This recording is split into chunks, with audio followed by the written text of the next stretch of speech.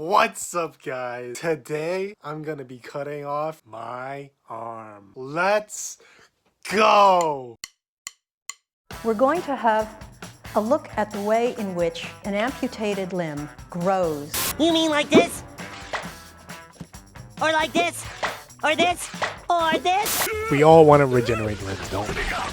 Well, we can't. You're probably thinking, Diego. We already have the ability to regenerate.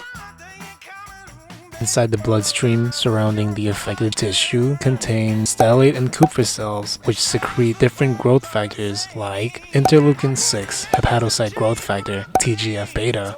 These go on to bind to specific receptors on hepatocytes, activating cyclin D and E, which promotes cell division, inhibiting cell death. I feel like it's raining on me, okay? So, why can't we regenerate limbs? For that, we have to look at deemed the king/queen of limb regeneration, axolotl have the ability to completely regain fully functional limbs when they get cut off. They do this by a process called epimorphosis, where the adult cells surrounding the wound site dedifferentiate into progenitor cells. These cells accumulate at the base of the wound site, forming a blastema. As the blastemal cells develop and grow, they differentiate into specific cells required for the regeneration of specific tissues, regenerating a limb.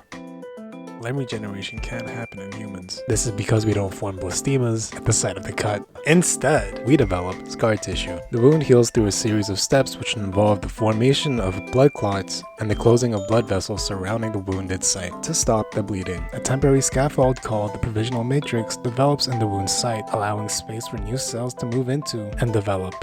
In the proliferative phase, new blood vessels start to develop around the cells and the wound site, bringing in oxygen and nutrients for cell growth.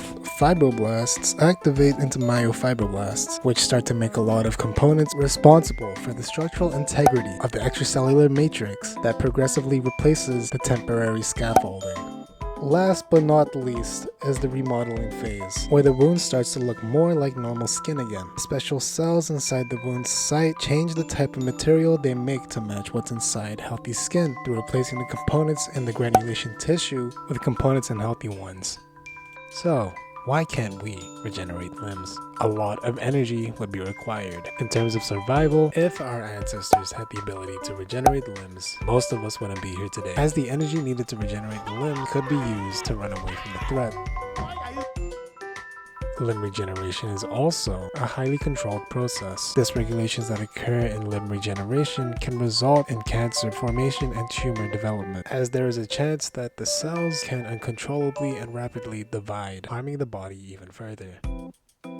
So, if you're ever thinking about cutting off your own arm, don't. Like, are you dumb? Like, who would think of such a thing? I don't know what kind of Dr. Shinya Yamanaka and his team were able to generate induced pluripotent stem cells from human adult fibroblasts. Why are these cells so important? What do they do? Well, iPS cells can generate all cell lineages of the body, except those that form the amniotic sac and the placenta. So human limb regeneration all depends on our ability to differentiate iPS cells into blastema-like cells, and this will allow for the regenerative properties found in animals like the axolotl. Therefore, if we can stop the body from scarring tissue at the site of amputation, we may be able to induce regeneration through the addition of iPS cells.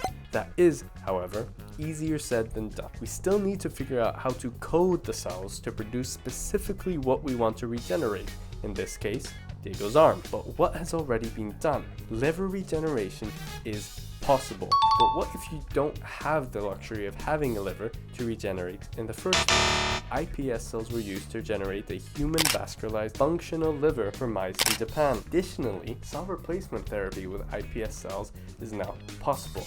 What does that mean? Well, these cells can replace sick or lost cells in degenerative disorders, and although there is a danger to mutation or other genomic abnormalities, this is a very promising area of research.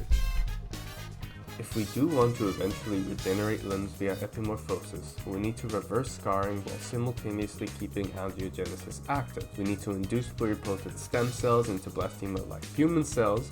We need to convince our bodies to invest enough energy and resources into metabolizing the thousands of different cells required to grow back a limb. Finally, we need to solve the susceptibility of cancer formation throughout limb regeneration. So if any of you can manage to figure this out, please let me know, as I can assure you there is a Nobel Prize waiting for you.